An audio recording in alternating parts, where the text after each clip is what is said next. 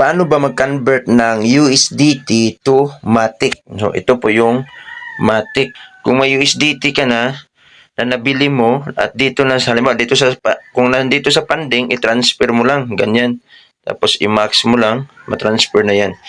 So i-transfer mo papuntang spot, no? So dito na tayo sa spot. Pag dito na sa spot yung USDT mo, so i-convert mo lang, i-click lang dito trade, i-trade mo. Trade tapos ito yun. Tapos convert, click mo yung convert. Yan, tapos dito, ito naka-USDT na. Dito, palitan mo ng Matic. Yan, kasi dadalhin mo sa Matic yan. So, convert mo na yan. I-click mo lang dito, max. I-convert mo lahat. So, yan po. Meron tayong 82.7 USDT. So, i-convert natin. Click natin preview conversion. Click lang. So, convert.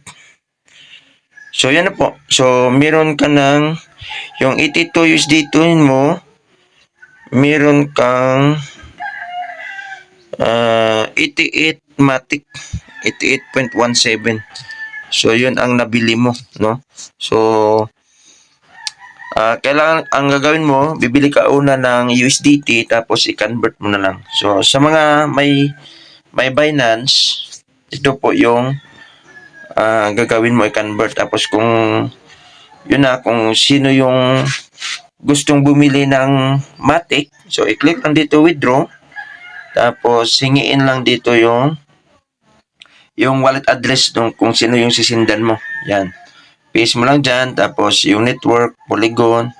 Tapos ilang amount ang bilhin niya. So i-type lang dyan. So ganun lang. So ganun lang kasimple bumili ng Matic, no? So una USDT tapos convert sa Matic. So mas maganda ngayon bibili tayo ng maraming Matic dahil po mura yung price ng Matic ngayon, no? Ang price ngayon ng Matic is 53, no? Makita mo yan dito sa Trust Wallet. So ito ang price ng Matic ngayon, dito yan 52.48. So bumagsak siya ng 8.2%. So, yan ang magandang bilhin. Sa mga trader nga, pag bumagsak ng 5%, bili agad. Pag tumaas, no, yun, maganda ibinta, no, pag tumaas. Alam mo, bumalik siya ng 70, 80. So, maganda na yun, may profit ka na doon. So, pwede mo ibinta. So, ganun po. Pwede rin sa pagbinta, pwede lang dito, kung hindi mo pa gamitin ang pera, pag ang cash, pwede lang dito siya i-swap. Kailangan ka dito may DAI Polygon, no? Ito DAI Polygon. Ito DAI Polygon. Pwede mo muna yan kasi itong DAI Polygon sim ito sa dollar. So pwede mo siyang i-swap dito lang yan, oh. Click mo lang yan dito, i-click mo yung Matic tapos i-swap mo lang. Yan, ganyan. I-swap mo papuntang